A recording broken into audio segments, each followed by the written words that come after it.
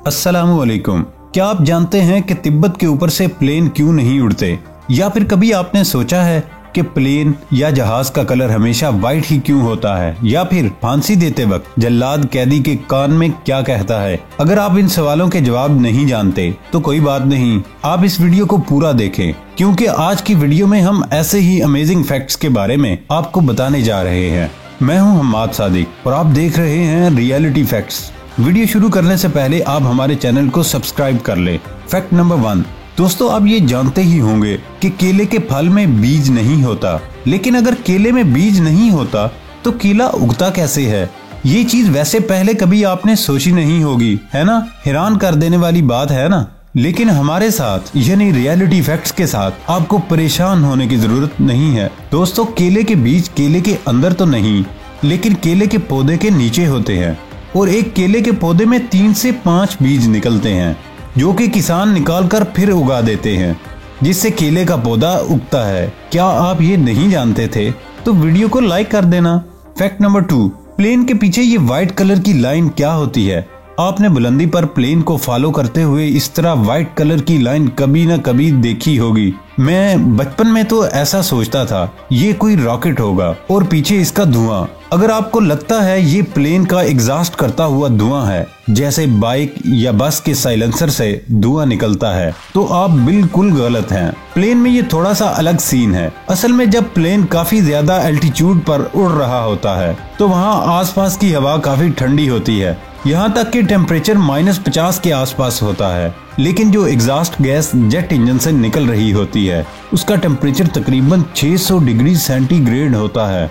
और जब ये एग्जॉस्ट गैस -50 टेम्परेचर वाली ठंडी हवा में एंटर होती है तो इसमें वाटर वेपर्स टेम्परेचर कम होने पर भाप में बदल जाते हैं और हमें एक व्हाइट लाइन फॉलो करते हुए नजर आती है। ये सब ऐसे ही है जैसे सर्दियों में मुंह से भाप निकलती है। आपके मुंह से एक गर्म हवा जब बाहर सर्द मौसम में निकलती है तो हवा भाप बन जाती है। मुंह से निकलने वाली हवा का टेम्परेचर बाहर के टेम्परेचर से काफी ज्यादा होता है। हवा में मौजूद वाटर वेपर सराउंडिंग टेम्परेचर की वजह से भाप बन जाते हैं।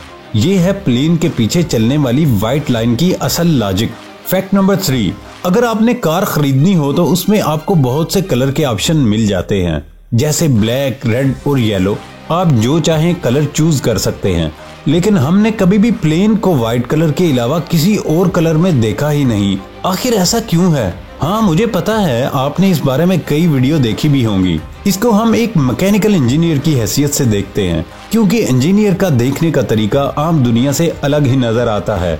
इसलिए प्लेन का व्हाइट कलर होने की एक्चुअल डिटेल आपको देने वाला हूँ और इसके साथ साथ प्लेन के बारे में आपको ऐसी बातें बताने लगा हूँ जिनको सुनकर आप कहेंगे, अच्छा आखिर प्लेन का कलर व्हाइट ही क्यों होता है? आपको ऐसी बातें बताने लगा हूँ जिनको सुनकर आप कहेंगे, अच्छा तो दोस्तों आखिर प्लेन का कलर व्हाइट ही क्यों होता है? सबसे पहले फैक्ट्री में जब प्लेन तैयार होता है उस पर ग्रीन कलर का पेंट, एंटी कैरोलिव पेंट लगाया जाता है। फिर उसे पेंट शॉप की तरफ लाया जाता है जहां पर व्हाइट कलर का पेंट किया जाता है।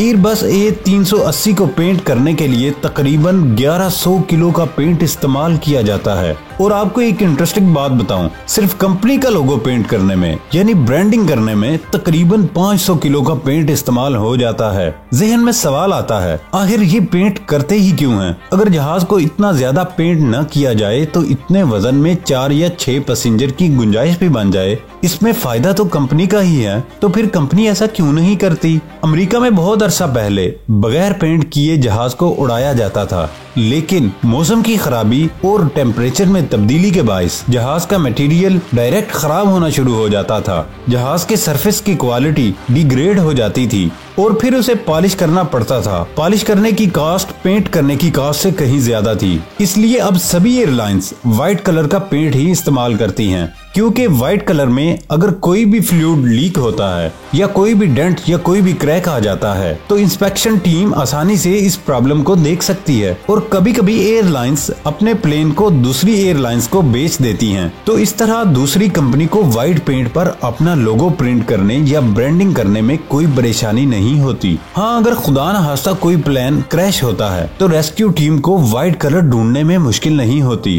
क्योंकि व्हाइट कलर डार्क कलर की निस्बत ज्यादा रिफ्लेक्टिव होता है। जब प्लेन हाई एल्टीट्यूड पर क्रूज कर रहा होता है तो उस वक्त उसका टेम्परेचर तकरीबन -57 सेंटीग्रेड होता है और लैंडिंग करते वक्त तकरीबन 45 सेंटीग्रेड तक पहुंच जाता है। इस 102 सेंटीग्रेड टेम्परेचर के डिफरेंस से प्लेन की बॉडी में थर्मल एक्सपेंशन होता है। इस वजह से प्लेन की बॉडी पर एक लंबे अरसे के बाद छोटे छोटे क्रैक्स भी आ सकते हैं।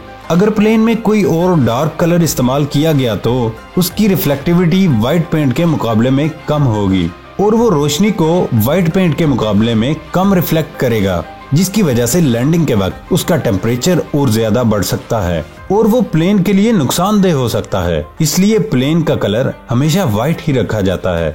फैक्ट नंबर 4, ये फैक्ट सुनकर आपको कभी भी यकीन नहीं आएगा, लेकिन दोस्तों क्या आप जानते हैं तिब्बत के ऊपर कभी भी कोई प्लेन नहीं उड़ता है। इससे पहले कि हम इसकी वजह बताएं, हम तिब्बत के बारे में कुछ इंटरेस्टिंग बताते हैं। तिब्बत चीन का एक ऑटोनॉमस रीजन है। तिब्बत चीन और इंडिया के दरमियान बॉर्डर पर मौजूद है। ये पहाड़ी सिलसिला जिसे हिमालय भी कहते हैं दुनिया में सबसे ऊंची जगह है। तिब्बत को दुनिया की छत भी कहते हैं। इस पहाड़ी सिलसिले की औसत ऊंचाई 6000 मीटर है। इसमें 8000 मीटर से ज्यादा ऊंचाई वाले पहाड़ मौजूद हैं। माउंट एवरेस्ट भी इस पहाड़ी सिलसिले में मौजूद है, जो कि दुनिया की सबसे ऊंची चोटी है। ये इंफॉर्मेशन आपको ये समझने में मदद करेगी कि एयरलाइंस तिब्बत के ऊपर उड़ान भरने के लिए तैयार क्यों नहीं होती।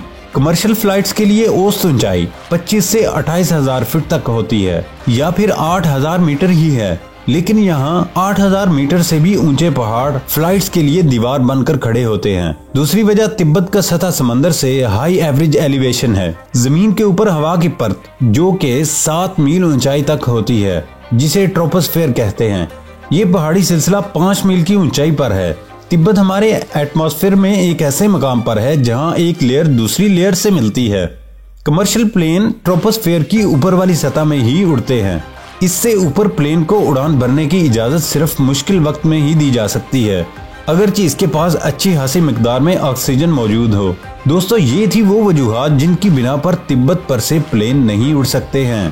फैक्ट नंबर 5, क्या आप जानते हैं लैंडिंग के वक्त प्लेन की लाइट्स को कम कर दिया जाता है? ऐसा क्यों किया जाता है? अक्सर आपने देखा होगा जब हम अंधेरे कमरे से लाइट वाली जगह पर जाते हैं तो कुछ देर हमारी आंखों को एडजस्ट होने में लग जाती है। प्लेन की लैंडिंग या टेक ऑफ के वक्त अक्सर प्लेन लाइट्स को कम कर दिया जाता है और ऐसा इसलिए किया जाता है क्योंकि लैंडिंग और टेक ऑफ के वक्त प्लेन क्रैश का खतरा सबसे ज्यादा होता है। तब अगर प्लेन में इमरजेंसी एग्जिट करनी हो तो उससे पहले ही पैसेंजर की आंखें लाइट से एडजस्ट हो जाएं और वो आसानी से इमरजेंसी एग्जिट की पहचान कर सकें। क्या आपने कुछ नया सीखा है ना? फैक्ट नंबर 6, क्या आप जानना चाहते हैं जल्लाद कैदी को फांसी देते वक्त उसके कान में आहिस्ता से क्या कहता है? जब जल्लाद मुजरिम के गले में फांसी का फंदा डाल देता है तो आहिस्ता से उसके कान में कहता है कि मेरी तुमसे कोई जाती रंजिश नहीं, मैं बस हुक्म की तामील कर रहा हूँ। इसके बाद वो लीवर को खींच लेता है। फांसी देते वक्त ये भी देखने में आया है कि दुबले पतले मुजरिम आमतौर पर रस्सी के साथ लटकते रहते हैं मगर उनकी जान नहीं निकलती। इस दौरान जल्लाद को हुक्म दिया जाता है कि वो नीचे जाकर मुजरिम के पाँव के साथ झूल जाए ताकि उसकी मौत में आसानी पैदा हो जाए। बाज़ औक़ात भारी जिस्म वाले मुजरिम को जब फांसी पर लटकाया जाता है तो रस्सी भी टूट जाती है। इस दौरान पुलिस वालों की ये ड्यूटी होती है कि आधे मरे हुए शख्स को दोबारा ऊपर ले आएं और दोबारा उसे लटकाया जाता है, इस तरह उसकी जान निकलने में आसानी पैदा हो सके। फैक्ट नंबर 7, कभी आपने सोचा है हम पानी भी गर्म करते हैं और दूध भी, लेकिन दूध गर्म करने पर वो उबल जाता है, पानी क्यों नहीं उबलता? कभी सोचा है आपने? अगर नहीं तो मैं बताता हूँ। जब दूध उबाला जाता है उसमें मौजूद पानी भाप बन जाता है, मगर ये भाप बर्तन से बाहर आने की बजाय दूध पर मौजूद गाढ़ी मलाई की तह के नीचे फंस जाती है। ये भाप निकलने के लिए अपने साथ दूध को भी बाहर निकाल लाती है और दूध बर्तन से बाहर निकलने लगता है। वहीं जब पानी उबालते हैं उसी में भाप बड़ी आसानी से बाहर उड़ जाती है, जिसकी वजह से पानी दूध की तरह बर्तन से बाहर नहीं निकलता है। दोस्तों आज की वीडियो आपको कैसी लगी? अगली वीडियो तक के लिए हमारा इंतजार कीजिए। अल्लाह निगहबान।